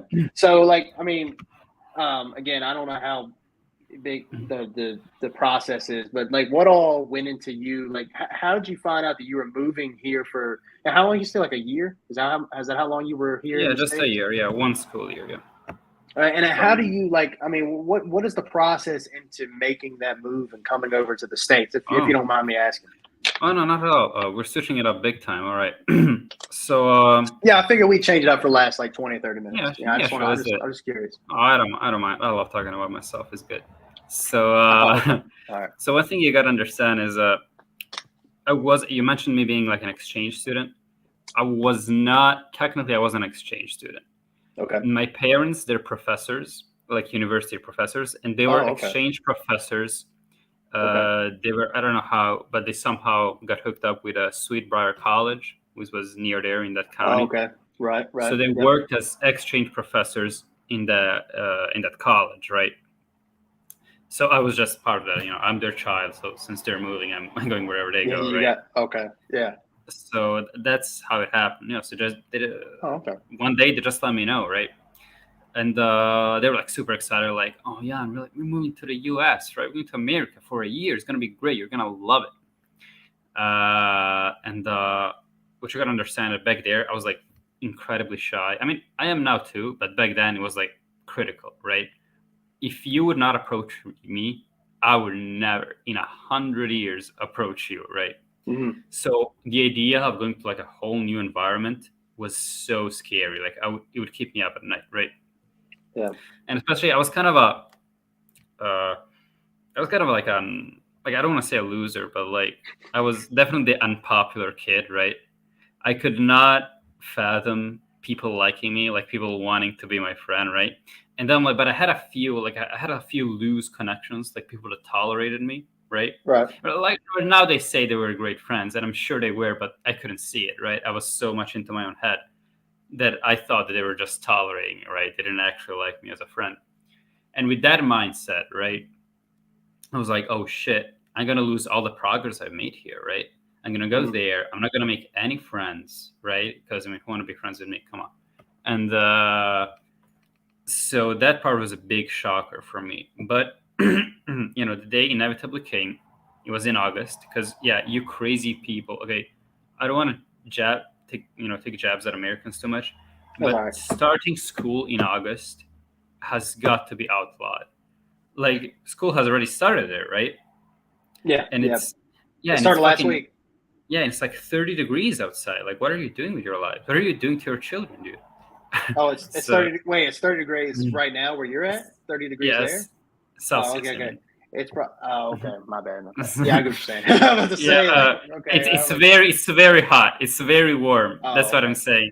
Oh, okay. I was wondering where you're going with that. I forgot you do Celsius. No, sorry. No, what I meant is, I could not fathom, right?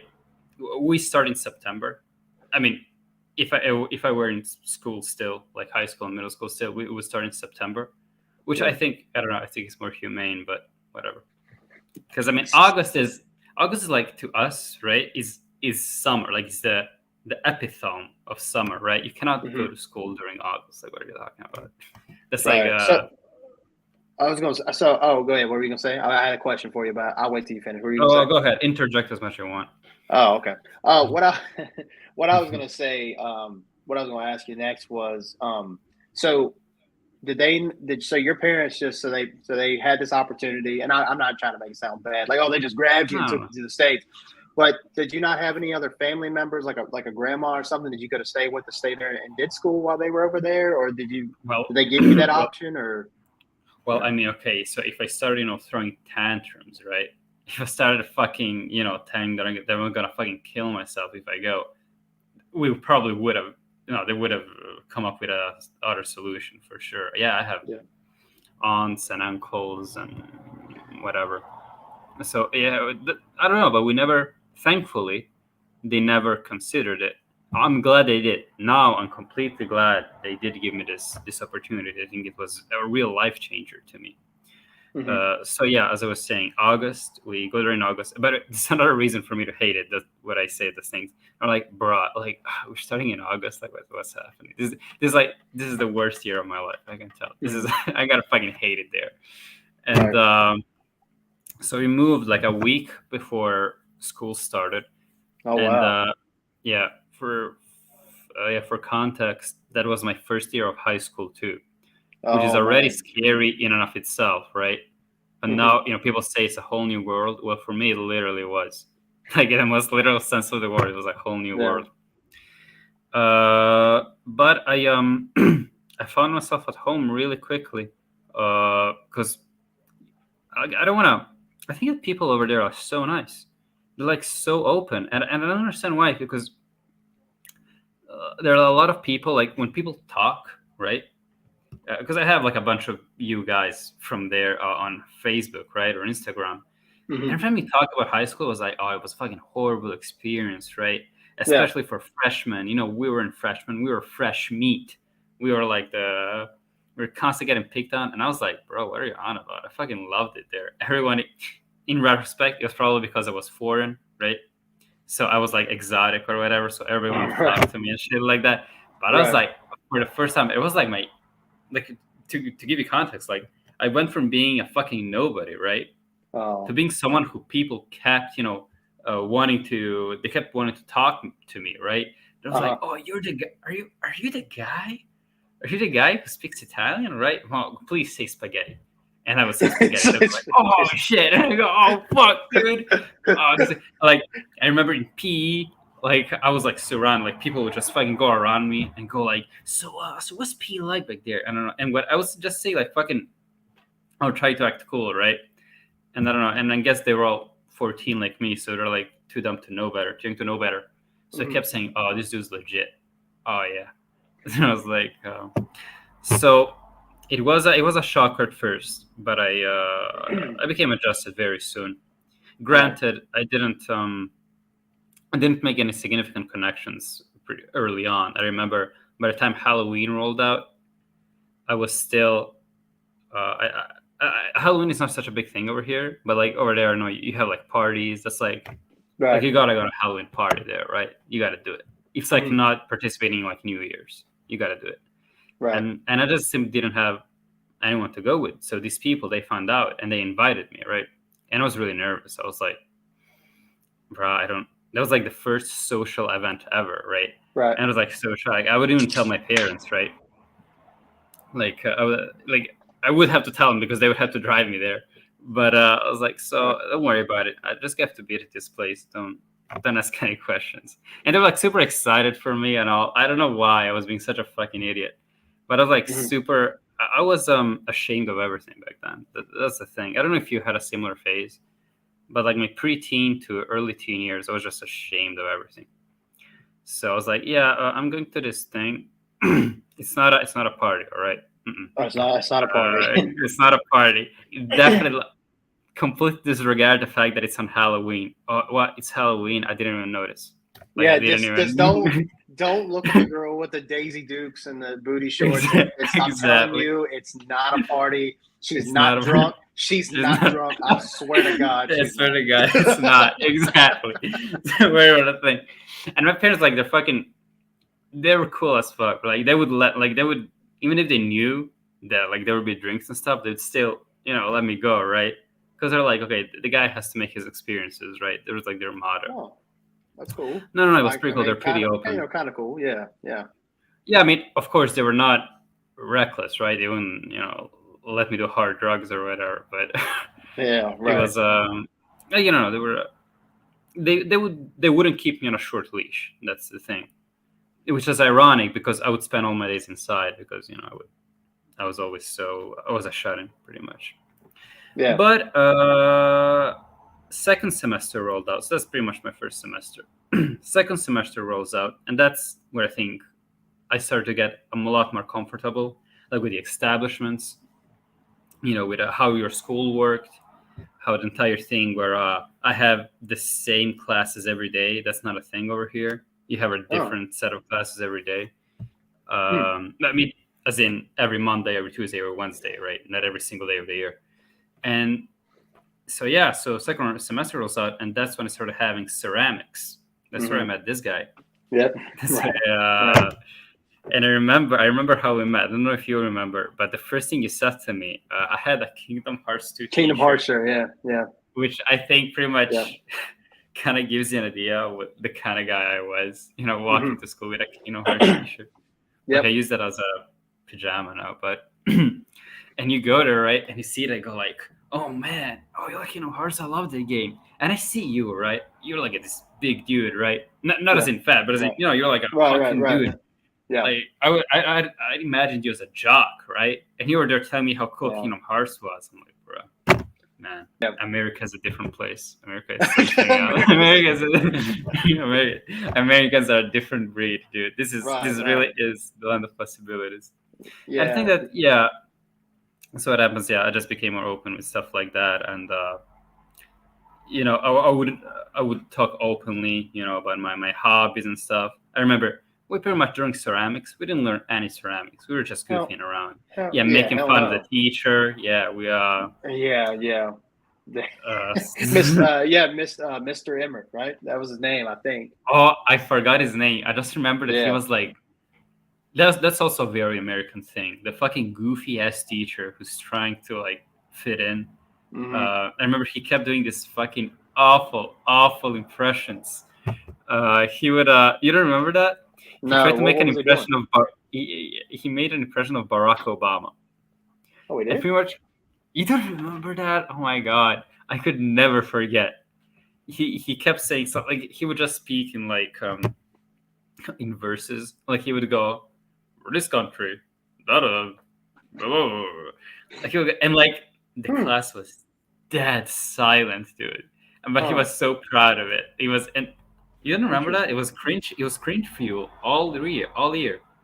Huh? No, but I will say there was a funny. There's a thing. I don't know. I don't think I've had this conversation with you, so I'm sure you'll think it's funny. What's it? I'm sure you have this over here. I was on the way to class one day. I'll never forget it. I was on the way to ceramics, and I think you were up the hall. I think I saw you going into class. I was behind you by about 30 feet or so, and there were so many people in the hallway. And so I try not to name drop too many people in this show. Now, I know I said Mr. Emmert, but, whatever. I'm not going to name any students, but this did involve a student, and she happened to be female. And I think she was in the same grade as you, I think, because you were a freshman, and I was a junior. You're a senior. I was a senior, yeah. And I was on the way to class, and Mr. Emmert, like, he was like So his room was like up the hallway. He was kind of in the middle with another, I think, with another teacher at first, and they walked away. And this blonde girl, and she was probably like, I don't know, like 4 feet tall, something like that. She walked over to him, and she was like flirting with him in front of everybody. And I remember seeing it, and it was so funny because she wasn't being like very like hiding it. She was being really out there. She was like touching his arm and Oh like my god! touched his chest and stuff like that. And like he wasn't exactly pushing her off either. You know what I mean? But I mean, I'm just I'm obviously messing, god! But I do remember that. I think he did like kind of walk away. But when I saw it at first, I was like, "What the hell is going on here?" And I think I might have said something to you about that, but I don't. When we went back, and I said, "Dude, you ain't gonna believe what I just saw out there." I feel like I would have remembered that. I feel like I would have. Maybe I kept it to myself because I didn't. I didn't want it to get out that I'm not saying now you're saying it live. It didn't look right.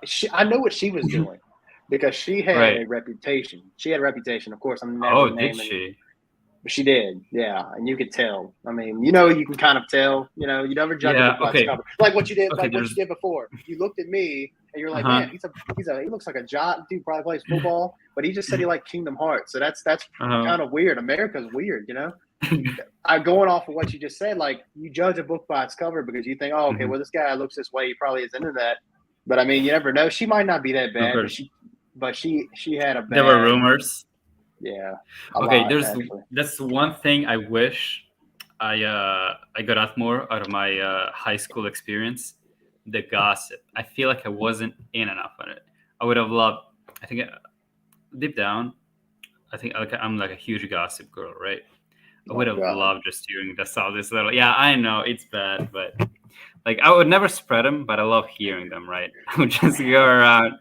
Like I don't know if you watch The Office. There's this one episode. Yeah, where Michael feels left out because nobody would tell him anything, wouldn't tell him any gossips, right? Right. So he starts making them up. Yeah. Yeah. Okay, and that's like the most I related to Michael ever. Wow, I didn't know. I had no idea. I mean, you'd have no idea about what? That she had that because I think I know who you're talking about, and I had no idea. I remember her being really sweet. That's I don't know. It's kind of a shocker to me. I think you're not. Nah, you might be talking about You're talking about the one who used to sit with us in class, right? No, I'm not. I'm not talking. Yeah, I'm not talking. That was the senior. No, that's another one. Yeah. She was in the same. Yeah, she was in the same class as me. Yeah, I'm not talking about her. There was another one. I don't know. She was like short. She had blonde hair. She always wore a hoodie, and let's just say she always wore pants to show off. Right. I mean, pretty much. You know what I mean? Okay. So you're describing me. What you're describing me is like the white girl starter pack. Yeah, I guess. So. Hoodies, hot shorts. Yeah. So really, that description probably narrowed it down by nothing because there's a lot of girls. Yeah, exactly. A lot of girls that did that, but that one in particular she was just, I don't know, maybe it meant nothing, but from what I've seen from her, the way she carried herself. And the way she was touching up on Mr. Emmert, and he wasn't exactly like get the hell off me, but whatever. Well, you know what it is. Actually, I'm gonna defend Mr. Emmert here. I think that like if I were in that situation, I wouldn't know what to do either. Because I think that like if you push her off too hardly, you might upset her, and that might actually put you in a dangerous situation, right? Because she might yell. You don't know how she might react.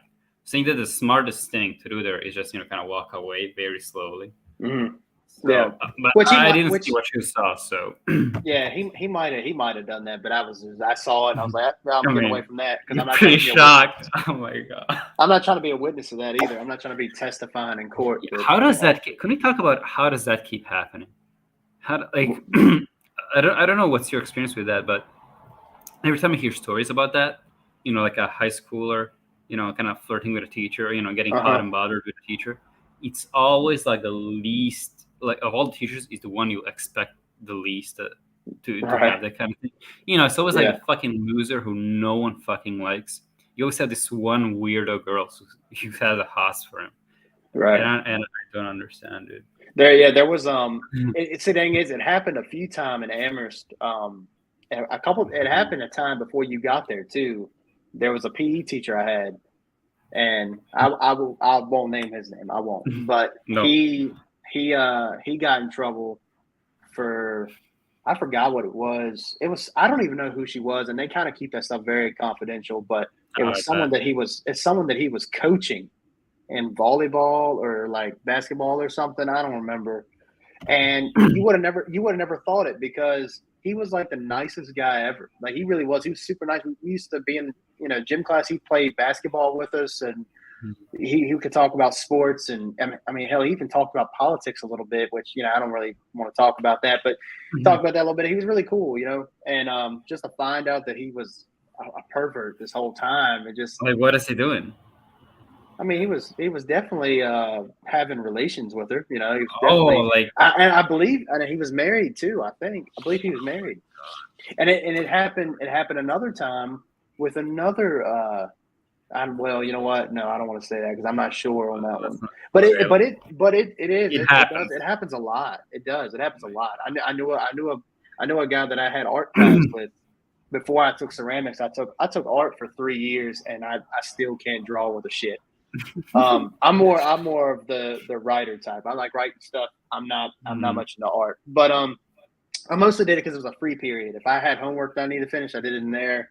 And the teacher was so laid back, you could literally go to any table you wanted and just talk to whoever. But there was this guy that I was friends with who was kind of like the class clown, and we had a substitute teacher.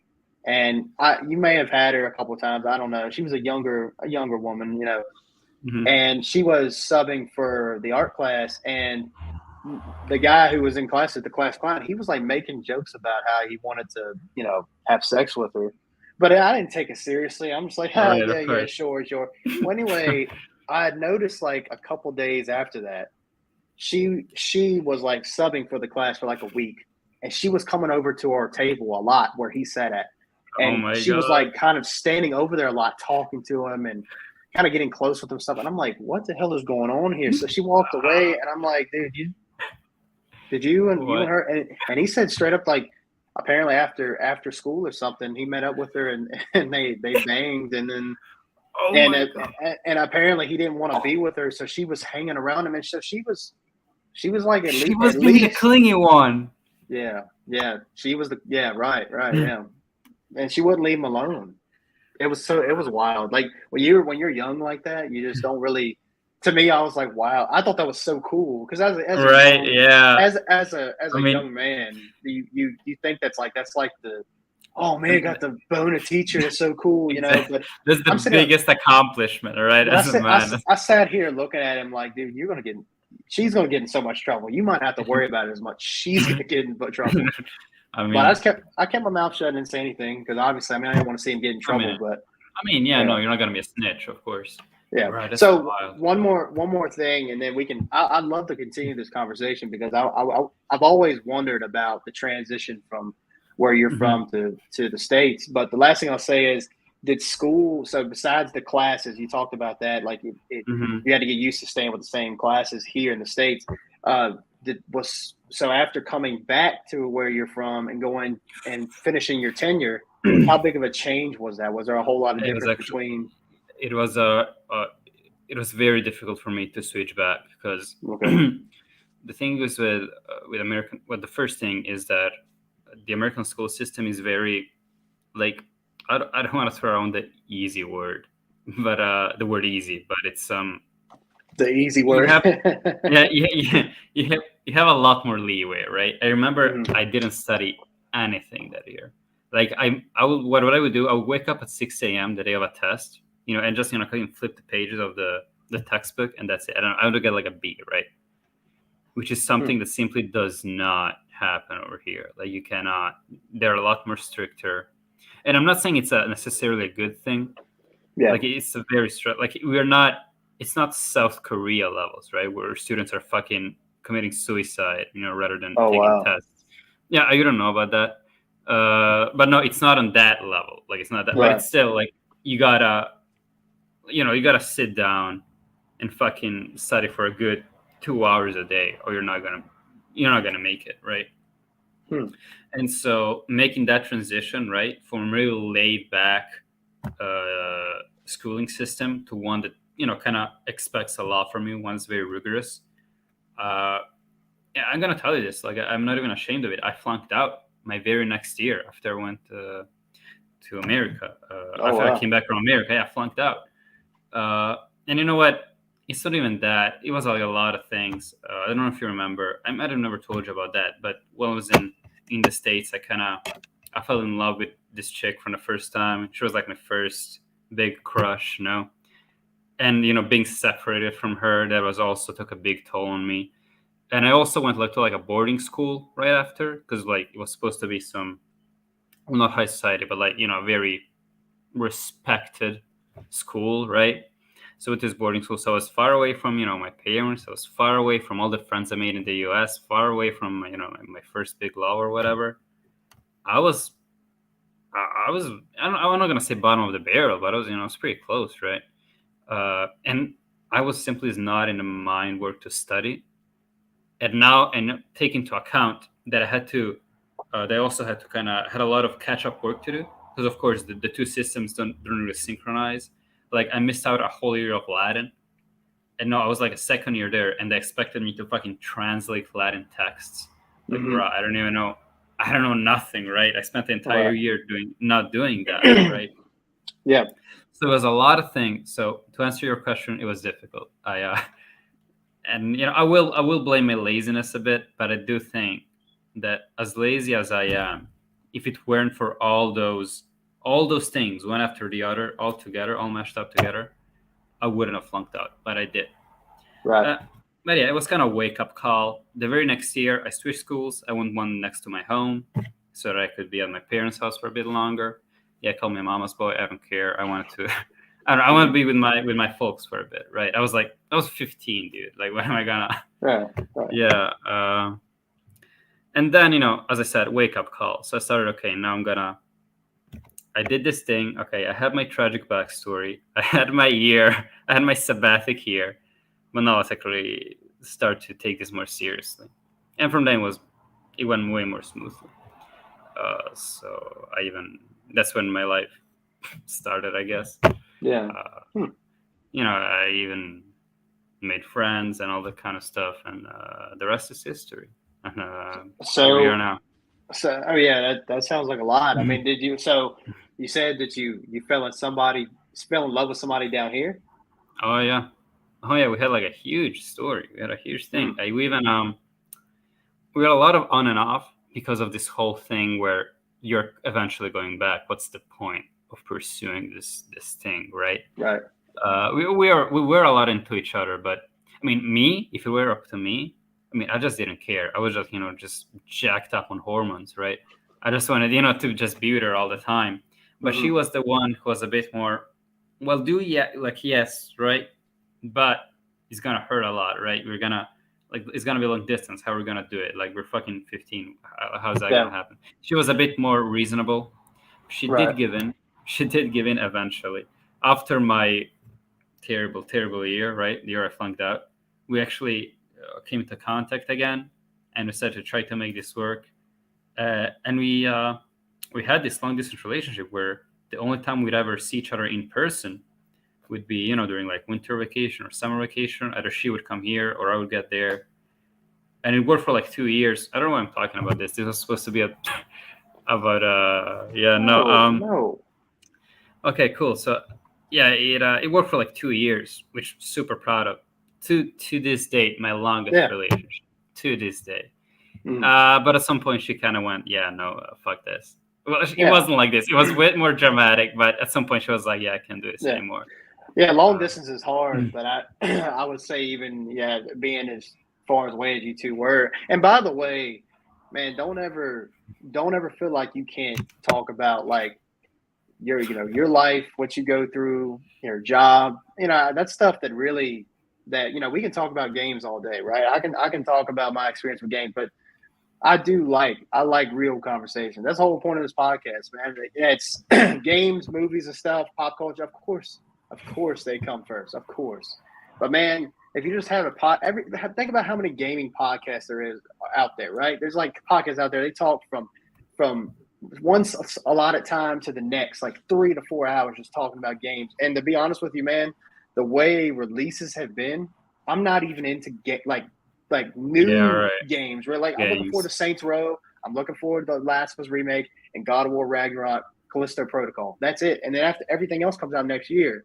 So like we can only talk about that stuff with so much, man. So I like real conversations. Right. And dude, I'll be honest with you, this is my favorite part of the show tonight is getting more into your backstory, because that's stuff that I didn't see behind the scenes. I saw you for one class. I try to hang out with you between classes, but you're a freshman, and we never really crossed paths all that much after that. But I love hearing that, man. And like I said, I hope there's more for you to tell. I'd love to hear it. Definitely. So as far as the relationship stuff, I love hearing about that, because I remember being 15, 16 years old, and like my wife, she actually just came home actually, so I can't be here too much longer. But I met her when I was 15 or 16 years old. We went to school together, nice. And I fell in love with her back then, and then she dumped me like after my freshman year. She dumped me, and we went our separate ways for a long time. And then almost 4 years later, I took the chance and messaged her on Facebook, and now we're married. And it's one of those things like that's really cool, when you very notebook, yeah, it is it's kind of Nicholas Sparks, isn't it? But anyway, it's pretty cool. So I love hearing that kind of stuff. I'm curious to know who she is. You might have to tell me that over a private message sometime. Yeah, I don't want to dox her. That's why I kind of avoided that. Yeah, and I'm not trying to reach out to her. I'm just curious because you act like you seem like you were, which back then, or like you said, our hormones, testosterone, and we fell in love like really quick. It's different. Easy, It's different now. I mean, we're in I'm married now, so I'm guessing I'm out of this conversation. Yeah, cut out of the game on that one. Before I got with my wife, like I noticed in my 20s, like it took a lot for someone to make an impression in my life. Like because I was like, it didn't matter how good looking they were, or they could have been into the same music, they could have been into gaming, and I'm still like, do I want you at my crib every day? You know what I mean? Could I have you over here at my house sitting on my couch? Whatever. You know what I mean? And I didn't see it's that. not even a relationship thing. It's straight up being friends. Yeah, it's I completely get it too. Yeah. Can you see, because like obviously when you're meeting somebody, right? Every time you meet somebody, you always have that thought in your head, like, okay, could this potentially be more? Even if right now I'm thinking it might not be. It might just be just someone like maybe we just bang it out and that's it. I mean, maybe. But you always have thought like, okay, is she, or if I'm a girl in this situation or whatever your preference is, all right. You look at the other person and you're like, could I see a future with that person? You always do it, even if it's only for like a split second. You think about it. Now you do got like scumbags out there who are just like, man, I don't care as long as someone's playing with my willy. I don't care. You know what I mean? But there's actually some people out there that literally for me, it's within the first hour. I know whether or not this is going to be something more, or I'm just gonna be like, all right, well, we're going, we'll have some drinks, we'll have fun. I'm not saying every date has to end with smashing. I wasn't that kind of guy. I'm just, to be honest, and we could go on a whole thing about this, and we could talk more about it next time. But I was very celibate person. I never really, I was very to myself. It's not that I couldn't. It's not that I couldn't, but it's just like I had no interest in being with someone else, So I mean, I lived by myself for about 3 to 4 years. I went to work. I came home. I was doing a little bit of school on the side. I had to take a break because I had just too much going on. It was, with my job that I was working, like I make good money now, but back then I was making okay money too, like okay for the time. And I was trying to get financial aid to go back to school, and they wouldn't give it to me. They said I made too much. And I'm like, if you look at my bank account right now, I think you could see that I don't make nearly enough. Like you're asking, I was just going to community college, and I picked like 3 or 4 classes, and they would think it was like, and this is probably cheap. It's cheaper, obviously, like unless I was going to like a university or something. But it was like $400 to $500 for like 3 classes. And that's pretty cheap, but for me it was expensive. I'm like, dude, I don't have like $300 to $500 to put on this. I gotta pay rent. I got No, bro, let me stop you right there, because like I know it's like a meme that like schooling in America is like super expensive. Because what you're describing now, what did you say, like 400, 500? That's how for much like 3. for community college, right? That's how much community. I pay for my university. So Wow. I mean, for a semester, for a semester, but I know, but that's yeah, not no, much at yeah, all, student man. loans are not a thing here. Yeah. Oh man, dude. Yeah, so kind of. But But what I was trying to say is that I didn't want to make you feel anyway. I just want to say no, it's over now. But what I wanted to say is that I get it. I get it because I don't want to I don't want to depend on my parents too much. I still I got ask them for money from time to time because otherwise I'd be living in the street. But I don't understand your point of view. I'm not. It's really hard to make enough money to sustain yourself and b fucking work on your tuition and your yeah. And thanks for saying that. Like we can like talk about anything. Yeah, of course. And you know what? As I said, I love talking about myself, and I would also love to hear your background, backstory. I'm hearing a bit of it now, and I also don't know too much about you. I'm just realizing now, where we've been this past years. We got a whole like past and even present that we don't know about each other. So maybe we'll maybe the next one at a time after that. I don't ever plan out what we talk about. That's why I love having you on, because it's very genuine. It's just a normal conversation, and I've been getting some good feedback from people stopping by. I had a guy at work who actually watched our podcast last week, and he was like, "Man, the guy you have on, he's a funny guy." Really? I forgot what we were talking about. I forgot what it was. He said, "Yeah, Jan's pretty funny." I'm like, "Yeah, he is. He's a funny guy, and he's good to talk to because the most genuine shows is when you don't like today. Like I told you, I wasn't feeling great. I didn't know what we were going to talk about, but it's like you got to be able to carry it, and that's why I like having you on, man. It's not too many dead silences because it's always something. We always say something. Like, oh yeah, well you said that. While we're on the topic, yeah. I mean, we went from talking about games to movies to banging broads. I mean, like but I'm just saying that's cool. That's good. That's good conversation. And just like tonight's episode was my favorite, and my favorite part was just getting to know you a little bit more and seeing what happened after, because that's a whole. I am really curious. There was a couple girls that I had in my, I took speech class that senior year too, as one of my electives. And in speech class, I think we had 2 girls in there that was one, I'm trying to think where they're from. I can't remember. That's a whole other story. But anyway, I never knew like exactly how that worked, like how, you guys come over here. I know everybody's got their own circumstances, so I didn't I didn't know if yours was different from theirs. It sounds like probably yours is different from theirs if I had to guess. But I didn't know that's what happened, so I appreciate you letting me know about that and letting everybody else know about that. That's cool. But anyway, look, I don't mean to close this out. I love talking to you, man. This is our longest podcast yet, and I'm not tired of it, but I got a few things I got to work out, do a few things before I got to go pick up my copy of Saints Row tonight, because I'm a dumbass and I go get physical copies when I could just fucking buy it digital and skip this shit. I know. I can't, dude. Never let anyone tell you're a dumbass for that. Never, dude. They're calling us crazy now. Yeah. Just wait. Yeah. When the system goes down and all digital games will like be not. That's when they'll come to us, right? That's a good point. Yeah, that's I didn't think about that. That's a good point, because but it's like in situations like this, like tonight. The game will release it. So, all right, I'll tell you this really quick. The reason why I want to go get it tonight is because tomorrow's my last day off, and then I have to go to work for 4 to 5 days straight, depending on if I need to come in. I work like a 40-hour work week usually. So, but those hours are super long, and so the time that I have off go by like in 5 minutes. So I want to get it tonight so it can do the install, and I have tonight and tomorrow to play it, because if I wait till tomorrow.